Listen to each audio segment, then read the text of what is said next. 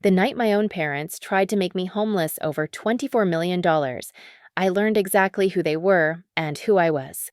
I'm Lila Hart, 27, a kindergarten teacher who used to think a paycheck stretched to the end of the month counted as victory. I rented a studio so small that if I stretched my arms wide, I could brush the fridge with one hand and the bed with the other. My clothes came from consignment shops. My splurges were library finds. None of that ever bothered me, because the two people who mattered most, a pair of soft-spoken, iron-spined grandparents, had taught me to measure my life by the warmth I gave away, not the things I could buy. Ada and Walter Merrick raised me as much as my parents ever did. They were the kind of wealthy people who never looked wealthy. My grandfather wore the same navy windbreaker winter and spring. My grandmother used a coupon organizer like a general planning a campaign. They made their money the slow way, one truck, then three, then a convoy, building Merrick freight and storage into a regional backbone that moved equipment, medical supplies, and half the grocery stores produce across 3 states. They believed in two firm ideas, that money is a tool, and that character is built when nobody is watching. My father, Kelvin, never liked those ideas. He wanted what he called legacy living corner tables, premier club status, the kind of house that announces you before you speak. He resented his parents' old F-150 and their clothes from sensible catalogs. He called them thrifty. They called it discipline. He expected the company to land in his hands like fruit from a low branch. When he demanded a senior role he hadn't earned, my grandparents told him to start in dispatch and learn the routes. He quit the next day and took a corporate job downtown. From then on, the family tree had two kinds of branches, the ones you climb by effort and the ones you drape yourself across to nap. I spent every break from school at Ada and Walter's rambling house on Maple Bend Road, a clapboard place with blue shutters and a porch that wrapped around like a hug. They lived on 3 acres of garden and shade and memory. We planted beans and peonies. We fixed squeaky steps. We baked lemon cookies that always cracked down the middle like tiny smiles. When I told them I wanted to teach little kids to read and tie their shoes and be kind, Ada clapped like I'd just announced I'd cured a disease.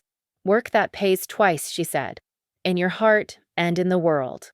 6 weeks ago, a drunk driver ran a red light on River Avenue and folded their car like paper. A police sergeant called me while I was grading pink worksheets with crayon suns in the corners. They didn't feel pain, he said, as if that were a gift. I sat on my kitchen floor and stared at the word sunshine until the letters unhooked from meaning. The funeral was lilies and polite handshakes and people who felt entitled to sit in the front row because they remembered Ada's pear cobbler or Walter's terrible golf. I remember my father arguing with the funeral director about premium casket options, my mother Serena frowning because the reception linens were too rustic, my younger brother Tyler taking selfies with a solemn expression and the caption, "Family first."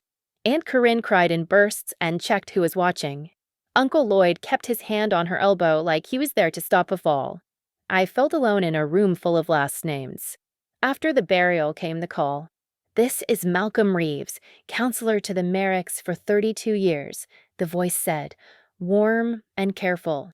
"If you and your immediate family could come in next Wednesday at 10, we'll read their will together." It was their wish. I said yes and spent 6 days floating between naps and cold coffee, half convinced that if I didn't show up, their intentions would remain intact in some other world. Reeves and Hollis was in a converted brick townhouse with polished banisters and a grandfather clock that ticked like a metronome in a quiet waltz.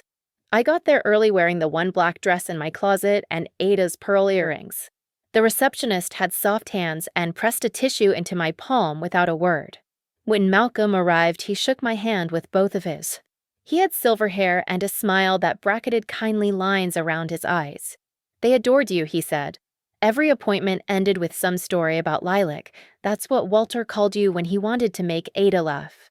Before we could say more, the glass door swung open and my family entered like a gust. My father checked his watch as if he charged for minutes. My mother was draped in taupe cashmere, a handbag on her arm heavy enough to anchor a boat. Tyler wore last night's cologne and sunglasses indoors. Aunt Corinne aired complaints about her club chef as if they were life and death matters. Uncle Lloyd nodded to everyone while looking at no one. Let's not waste time, Kelvin said, settling himself at the far end of the conference table as if it were a throne. I've got a board lunch. Malcolm didn't hurry. He opened a leather binder, adjusted his glasses, and read the formal language that makes up the skeleton of grief, being of sound mind, revocations, appointments. The clock chimed once. Someone's phone buzzed and then fell silent. When Malcolm turned the page, his voice softened almost imperceptibly. Ada Whitlow Merrick and Walter Joseph Merrick, after specific bequests to charities, friends, and employees, hereby leave the residue and remainder of our estate, including all real property, our investment accounts, our personal effects and collections, and our 23% ownership in Merrick Freight and Storage to our granddaughter, Lila Ruth Hart. Silence is a thing you can throw like a dish. The room shattered into it. I watched Malcolm's mouth keep moving, assurances of competency evaluations, notarized affidavits, dates, but the words passed through me like wind. Absolutely not, my father said, standing so fast his chair screeched. This is absurd. He reached for the papers. Let me see that. Malcolm didn't fight him for the binder. He let it go, the way a matador steps aside when the bull insists on the cape. My mother let out a brittle laugh. $24 million to a girl who laminates worksheets? She'll buy a pink convertible and a puppy, and the rest will go to Trader Joe's. Tyler thumped the table with the heel of his hand. I've got a startup in the pipeline. I need seed money. Grandpa would have backed me. Please, Aunt Corinne said, turning to me with eyes that had never looked at me so directly, not once in 27 years. What did you say to them, Lila? What did you promise? Did you tell them we were using them? Enough, Malcolm said softly. It's a lot to hear. There's something your parents wanted you to see. He pressed a button on a small remote and a screen blinked to life on the wall. There they were. Sitting on their sofa, Ada with her hair combed back and a lemon bar on a saucer, Walter with his hands folded as if he were trying not to clap. They looked like they were about to invite me into the kitchen to stir the stew. If you're watching this, Walter said, it means we've gone on ahead. He smiled, a quick sideways thing. We wanted to say this ourselves. Not a lawyer's voice. Ada nodded. Kelvin, honey. Corinne. We wish different choices had been made in all the years behind us. We love you. We do. But love without truth rusts. Walter cleared his throat. We built what we built by showing up. For customers, for drivers, for each other. We didn't build it so somebody could use it as a trampoline to bounce over other people. We kept records. We prayed over this. We aren't confused. Ada looked into the camera like she could see down the whole way of time into this very room. Lila listens. She brings soup when we don't ask. She argues with us about compost and then takes out the trash anyway. She chose work that pays in children's laughter. She will use what we leave in a way that would make us proud.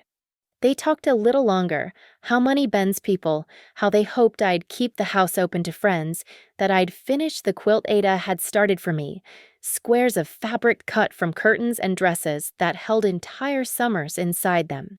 When the screen went black, the room stayed that way for 3 breaths and then cracked. They filmed that after you planted those ideas, my father said. They were old. They were easily swayed. We'll contest. On what grounds? Malcolm asked. His calm was an island. They had neurocognitive evaluations from 2 independent specialists 3 months before they signed. And letters, many letters, documenting why they chose as they did. Serena turned toward me with an expression she never wore unless there were guests in the room.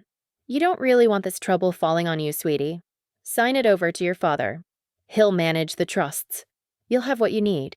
A nice car. What did you call it, Corinne? A mortgage that doesn't embarrass the neighborhood. Tyler leaned back and spread his hands in benevolence. 10% is fair. You'll never spend that much in a lifetime. I need a team and a server sec. Growth costs. I need time, I said, the first words I'd managed since my grandparents' faces had faded from the screen. You have until supper, my father replied. Come to the house. We'll sort this like adults. It didn't feel like a request. Malcolm put a thick envelope in my hands. Keys to the Merrick home. Copies of the documents. Names of advisors you can trust, he said quietly. You don't have to decide anything today. Let the shock move through. Shock didn't move, it stuck. I drove the long way back to my studio with the radio off and the envelope heavy on the passenger seat. I sat in the parking lot watching a stray cat jump from one dumpster to another as if it knew some secret road only the light found. When my phone buzzed later, it was a text from my father. 6 p.m., don't be late. Their house was new brick and glass, all corners and commands. The air in the foyer smelled like a candle labeled wealth and something under that, ozone, maybe, from the kind of electronics that only turn on when the rest of the house goes to sleep. They were waiting in the salon my mother used only for holiday parties. The furniture in that room didn't like people. Sit, Calvin said. He'd poured himself a drink he didn't need. He stood the way men stand in magazine ads for watches. Here's how this goes. You assign the estate to me. I create a family trust. You receive 10%. He nodded at Tyler. We'll give your brother a stake in his venture. Your aunt needs to refit her kitchen. Corinne gave a practiced sniff. Maple Bend should be ours. It's wasted on a teacher. The house is mine under the will, I said. My voice sounded like it had borrowed someone else's bones. Along with everything else. They wrote it down because they knew this conversation would happen. Don't be dramatic, Serena said. You're 27. You run circle time. Complex portfolios require experience. Calvin slid a printout across the glass coffee table. The paper was full of legal verbs that pretended to be gentle. This conveys the rights, he said. Sign at the bottom. I'd like a lawyer, I said. We'll provide one, he replied. You've always had our guidance. This is no different. Something inside me straightened its back. I looked at the document again, at the nowhere promises about discretionary distributions and sole trustee authority. My grandfather's voice tilted through my head the way the wind goes through chines. Stand up when the breeze pushes. No, I said. The room emptied all its air at once. Serena blinked like she'd taken a flash to the eyes. Excuse me? No, I repeated. I won't sign. They trusted me. I'm going to honor that. Tyler made a sound between a laugh and a cough. You're out of your depth. Corinne's mouth twisted in what she thought was maternal pain. This is how families break. Over money. Calvin's glass hit the table and cracked. Then you're not family, he said, voice low and bright at the same time. Get your things. You have half an hour. I stared at him, not understanding. I don't live here. He smiled in a way I had seen once before, when he told a waiter he'd leave a review. Check your lease, he said. Hart Properties, LLC. We hold the paper on your building. Your tenancy is at will. Serena checked her watch. 30 minutes, she echoed. We'll have the locks changed at dawn. I don't remember walking to my car. I do remember throwing clothes into bags with the efficiency of a person running from a fire. Calvin stood in the doorway to my childhood room and counted under his breath like a coach at a gym. When I picked up my grandmother's quilt, he reached to take it. I hugged it to my chest and surprised myself by growling. At the front door, Serena said, we did everything for you. Private school, activities, trips, and this is our thanks. Investments, Calvin corrected. Poor return. Tyler leaned on the banister, thumbs busy. You're going to run out. Money does that when people like you have it. I didn't cry until I shut the car door. The sound came out of me like something finally dropping its disguise. Grief for Ada and Walter crushed me again as if the accident had happened in the drive. I cried for the version of family I had pretended would arrive if I waited patiently enough. I cried because my hands were shaking and my keys were hard to find. When the sobbing finished with me, I wiped my face and opened Malcolm's envelope. Keys to Maple Bend glinted on a rabbit keychain Ada had bought me at a county fair. Home is where you are loved, she'd said when she gave it to me. I drove there on instinct, you could call it muscle memory, the route soldered into my bones from years of Sunday suppers. The porch light was on because Walter had put it on a timer last winter and never took it off. The house smelled like lemon oil and old paper and the faintest trace of steam from a kettle long cooled. I wanted the guest room out of habit, set my bags down, and sat on the bed with the quilt in my lap. For a while I watched dust motes float in the lamplight like a private snow. Then I slept, fully dressed, as if I might need to jump up and run again. Morning made everything look almost kind. Then my phone exploded, calls from unknown numbers, texts from Serena that moved from sweetness to threats in a handful of sentences, a final message from Tyler. Hope you like playing house. We're coming to take what's ours. I forwarded that one to Malcolm without commentary. He called immediately. Don't open the door to anyone, he said. I'll be there in 30 minutes. He arrived with coffee and a folder thick enough to use as a doorstop. Your father has already contacted 3 firms about contesting, he said, sliding a cup toward me. He's unfamiliar with the concept of due diligence when it doesn't benefit him. Fortunately, your grandparents were 10 steps ahead. He unfurled the future for me right there at the breakfast nook where Ada used to polish spoons. A small cottage in a trust one didn't know existed. A list of investments managed by people who had written their own children out of their wills for stealing. Instructions with my name on them in Ada's looping hand. Then he nodded toward the window. There's also Carlos. Carlos Ramirez. He's looked after this place for 15 years. Lives out back. He's family, the kind you choose. As if he'd been waiting for his cue, someone knocked at the back door. I opened it to a man in his early 50s holding his cap respectfully in both hands. He had kind, tired eyes and saw more than he would say. Miss Lila, he said. I'm real sorry to meet you again this way. Mr. Walter told me to keep an eye on things. The frost will be early this year. The last tomato vines are done. I wanted to hug him. Instead, I gestured for him to come in. Please. Coffee? We sat together, and he told me that after the funeral, Calvin and Tyler had come back with boxes and left with watches, electronics, a silver brush that had belonged to Ada's mother. They didn't know about the new cameras, he said. Mr. Walter had me redo the system after the old one started throwing ghost footage. Malcolm smiled without warmth. Useful, he murmured, making a note. There's more, Carlos added. Mrs. Ada kept diaries. Every visit. Every ask. She wrote the dates your mama called only to say the club auction needed a big ticket item. She wrote when you brought soup and when you fixed the Wi-Fi and refused the $20 she offered. They wanted you protected. He took me to the small study off the hall where Ada paid bills and organized birthdays. Behind the desk, shelves held rows of leather journals labeled with tidy white tags. 2008, 2009, 2010. I opened one and found Ada's voice intact on the page. June 3rd. Calvin arrived unannounced. Wanted $200,000 for a can't-miss real estate fund. Walter said no. He laughed like we were children.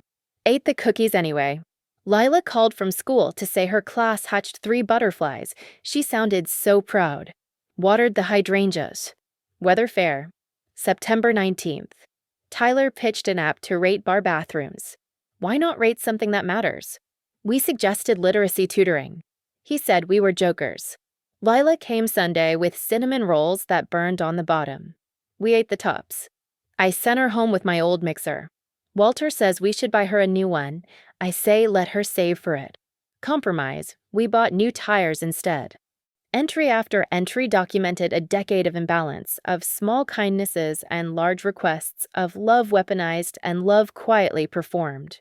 I turned a page and found Ada's careful description of the day she and Walter had driven out to look at a cottage with peeling paint and a maple that leaned like an old friend, bought in my name through a trust my parents didn't know to look for. Prepare for storms, Walter had always said when the sky was clear. The doorbell rang at 9:45. 2 cars idled at the curb. One of them I recognized from my father's driveway, the other from my aunt's Instagram. They're early, Malcolm said. Good. So are we. People began arriving through the side gate with the ease of those who know they belong where they are. Dorothy, my grandparents' housekeeper, came with a pie and a hug strong enough to reset bones. Rosa Martinez, the woman who had run Merrick Freight's operations these last 5 years, set her laptop on the dining table and started a spreadsheet that looked like a magic trick in progress. Chief Ellen Kwan, who led the Greenview Police Department and had cried behind a tree at the funeral when she thought no one saw, arrived in plain clothes with her badge tucked away and a look that said she could pull it out in under a second. Finally, a familiar figure stepped through the door, retired Judge Leonard Shaw. who had presided over probate court in our county longer than I'd been alive and had eaten at my grandparents' table every third Thursday since Ada discovered his weakness for citrus tart. "Morning," Judge Shaw said, tipping his head to me. "Your grandparents told me once that if things went sideways, I should come hold the rope with you, not wrap it around anyone's ankle." At 10 o'clock sharp, the front door rattled under hard knuckles. Carlos opened it, but didn't move from the threshold. My father stared at him like he was a furniture delivery gone wrong. "Where's Lila?" "Here," I said, walking into the foyer with Malcolm a step behind me and the others arranged around the edges in a way that made the room feel full of witnesses. Serena's gaze swept over everyone and landed on Judge Shaw with surprise and irritation. "Leonard, we didn't know you were invited." "My invitation comes from the people who are no longer here to open the door," he replied. "I'm not here to try a case. I'm here to confirm that the wishes of the deceased were properly recorded and will be respected." "I brought a locksmith," Tyler announced, like he'd remembered a punchline. "We'll be changing the locks after we collect heirlooms that were promised." Chief Kwan didn't smile. "Any locksmith who works on a property without the owner's consent is committing a crime," she said, almost gently. "I'd hate to watch your day get worse." "This is ridiculous," Calvin snapped. "We're here to prevent theft." "From whom?" Malcolm asked mildly. "Your daughter, who is the lawful owner. Or your late mother, whose jewelry you removed the day of her interment." He nodded toward Carlos, who stepped forward and held up a thumb drive between two fingers. "We have the footage," Malcolm said. "We also have a detailed inventory by Ms. Dorothy Hill, who, unlike anyone standing in this doorway, was actually present for her employer when she was alive." Dorothy's chin lifted. "I cataloged every piece," she said. "You took the sapphire brooch Ada wore at her wedding and the silver brush that belonged to her grandmother. I asked you to put them back and you told me not to be dramatic." Serena's voice went sugar-sweet. "Are we really going to drag the help into a private family dispute?" "Not help," I said. "Family." The word hung there like a lantern. Aunt Corinne recovered first. "You're staging a spectacle," she said, sweeping the room with a glance that gathered offense like lint. "We'll settle this where it belongs, in court." "Good," said Judge Shaw. "Then you'll discover how carefully your parents documented every contact for the last decade." He opened a folder and slid one page out as if displaying a card. "There are contemporaneous notes, dates, times, and an unpleasant number of financial irregularities related to your brother's ventures, Miss Hart." Tyler scoffed, but his eyes flickered. Rosa stepped forward. "There's also a memorandum of the $180,000 loan from company funds in 2013 to cover your beach house renovation," she said to my father. "Signed by your mother under duress, then forgiven on a Christmas card you never thanked her for." Calvin's face went a color I'd only seen on spoiled ham. "You people enjoyed being used," he said. "That's what this is. Some class war fantasy." Chief Kwan's phone vibrated. She glanced at it, then looked up. "I've just texted a colleague to swing by with an extra patrol car," she said. "If anyone attempts to remove items from this house, we'll handle it as a burglary in progress." Malcolm handed out envelopes of his own. "Cease and desist letters for each of you," he said. "They cite the specific statutory basis for relief as well as Mr. Hart's threat to evict Ms. Hart without cause, leveraging a shell company to apply pressure during a probate proceeding. There are also demands for the return of property removed after the funeral." "Don't accept anything," Serena hissed to Calvin, but he'd already taken the packet and begun to read. I watched the bravado drain out of him line by line as if someone had opened a valve. Tyler shoved his own envelope into his jacket. "This is bullying," he said. "You think your little army scares me? I've got investors." "Names?" Rosa asked sweetly, already typing. "So I can alert them to pending criminal exposure if they're funding enterprises through fraud?" "Enough," Calvin said, but he didn't say it to Rosa. He said it to me, finally looking at me as if I were taller than he remembered. "And this. You're humiliating us." "You did that yourselves," I said. I had expected to be shaking. I wasn't. "I wanted to talk as a daughter. You came as creditors." For a second, something almost like sorrow crossed his face. Then he set his jaw, the same way he did before he negotiated an interest rate on a new car. "We'll go to the press," he said. We'll say you manipulated two old people. You can, Judge Shaw said. And then we'll release the video your parents made that names your specific attempts to declare your mother incompetent last year so you could access accounts, Mr. Hart. You'll like the public reaction. Silence again, different this time, heavier, bruised. Here are my terms, I said, holding up a paper Malcolm had helped me write when the sun first came up, and I found enough bravery in my chest to hold a pen steady. You stop contacting me about the estate. You return what you took from this house. If you choose to have a relationship with me, it will be based on kindness, not cash.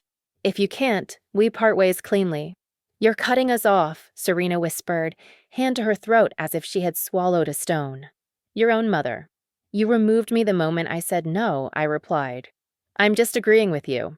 They left in a pinch of perfume and the sound of Tyler swearing under his breath. Carla shut the door very gently, as if not to wake something sleeping. The house breathed out. I did not feel triumphant. Relief and grief are cousins who sit across from each other at the table and share the salt. I let myself cry again, the quiet kind, the tears that don't demand witness. Dorothy put a hand on my back and patted 3 times, the way Ada used to when I had nightmares. That afternoon, the house filled with voices that weren't hungry. We ate Dorothy's pie and laughed at stories I hadn't heard. The time Walter accidentally locked himself in the tool shed and refused to call anyone for help out of embarrassment. The time Ada tried to cheat at Scrabble with a word she swore was French-Canadian. Rosa explained in patient detail how the company operated, not because she wanted to impress me, but because she wanted me to understand what these assets meant to the people who showed up at 4 a.m. to load pallets in the snow. In the weeks that followed, the ground under my feet stopped moving. Malcolm filed the necessary paperwork to finalize the transfer of assets. Chief Kwan returned Ada's jewelry with a signed chain of custody form after Serena dropped it at the station with a note that said simply, "We didn't realize." Judge Shaw sent a clipping from the county legal bulletin with a sticky flag on the paragraph that described the court's acceptance of the will without contest. I moved into Maple Bend slowly, as if the house were a lake and I was easing myself in an inch at a time. For a while I slept in the guest room out of respect or superstition or both. Then one morning I woke up and walked into the master bedroom and opened the curtains, and the light slid across the quilt on the bed and settled like a blessing. I started putting my toothbrush in the ensuite and my shoes in the deep closet with the cedar sachets Ada always tucked into the corners. It felt less like taking and more like tending. The first thing I did with the money was not buy a car or a dress. I founded the Ada and Walter Learning Fund with a board that included Rosa, Malcolm, Dorothy, and, to the surprise of almost everyone, Chief Kwan. We committed $10 million to scholarships and school programs in the county where my grandparents had kept drivers employed through 3 recessions. We funded vocational training for high schoolers who wanted to fix engines, not sit in lecture halls. We stocked libraries with new books that smelled like glue and promise. We paid off lunch debt with a check that made the district accountant cry openly in her office. I kept teaching. My principal hugged me in a way that said she'd been braced for me to resign. Kids need people whose boots squeak on this linoleum, she said. My students didn't care that I signed checks with more zeros than I could ever imagine earning before. They cared that I read The Very Hungry Caterpillar with voices and remembered who hated tomatoes. I also went to Merrick Freight once a week and sat with Rosa in a glass office that smelled like coffee and metal and learned why a pallet jack matters and how to interpret a bill of lading and where our margins thinned when diesel prices rose. I met the drivers who had known me when my head barely reached the bottom of the break room bulletin board and knew who in their families had asthma or a talent for math. We continued the profit-sharing plan my grandparents started and expanded the retirement match. It felt less like charity and more like returning a favor I hadn't personally earned. My parents tested the edges of my boundaries quietly at first. Serena texted in the spring to ask if she could advise the foundation. "You have the wrong Serena," I wrote back. "We're looking for volunteers who can put chairs away." Calvin called when one of his ventures hit a cash wall, offering me an exclusive bridge opportunity. I asked him to email details to Malcolm. He didn't email anything. Tyler launched 3 startups on social media, all with glossy videos and vague plans. I received a DM from one of his investors 6 months later asking if I was aware of my equity position. I replied with a link to the state's fraud reporting page. Not everything was a fight. Uncle Lloyd sent a letter on thick stationery apologizing for his silence in the living room that night. And a week later, a step-down donation came through the foundation from an anonymous source that looked a lot like Curran's handwriting written by someone else on the memo line. People can turn at the last minute and still arrive.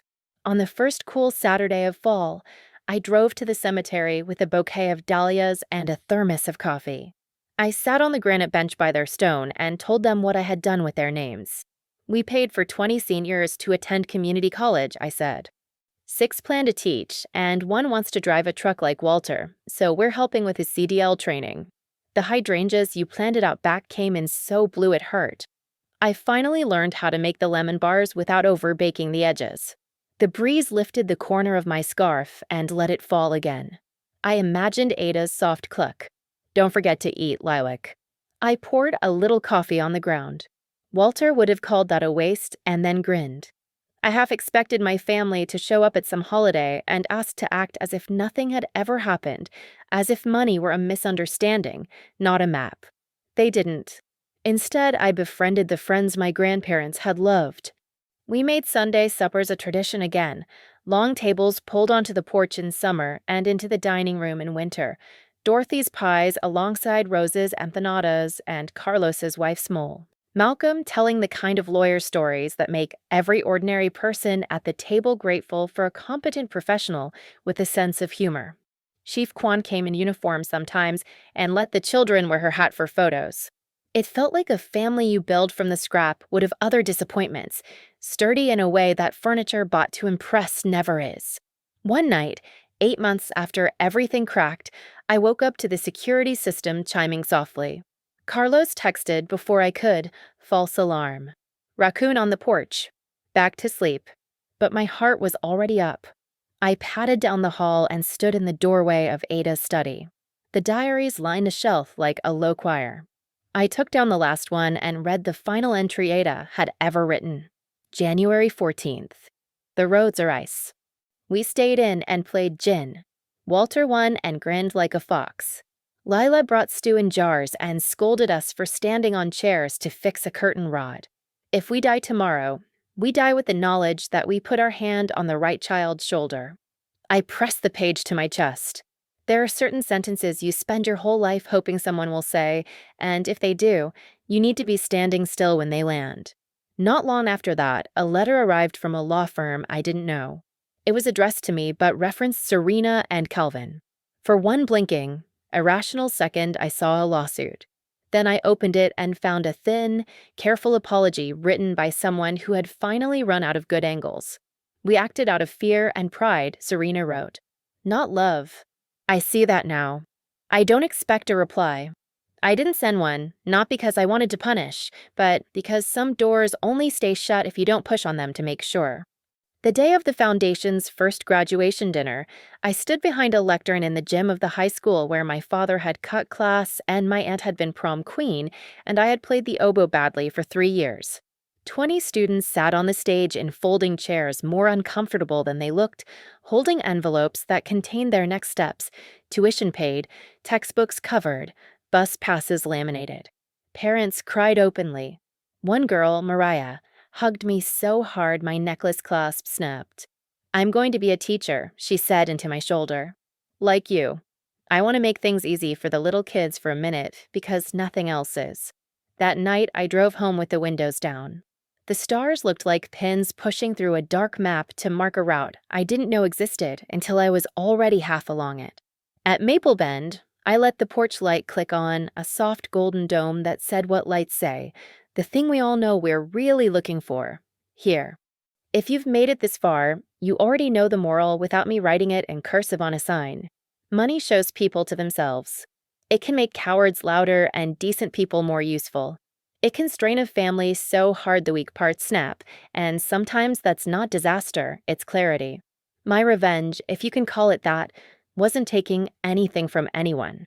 It was refusing to hand over what never belonged to them and using what did belong to me to build the exact opposite of what they wanted. Not a bigger life for one person, at a broader table. To anyone listening who's been told that blood demands your silence, that obligation outranks respect, that love looks like a signature on a document that makes you small, hear me. You are allowed to say no. You are allowed to leave. You are allowed to build a house out of names that aren't in your baby book and fill it with the kind of laughter that doesn't sound like a receipt printing. You are allowed to honor the people who believed in you by becoming the person they saw long before you did. And if you ever find yourself packing in 30 minutes while someone counts, take the quilt. Take the journals. Take whatever keeps you warm and tells you the truth. The rest you'll find along the way, I promise.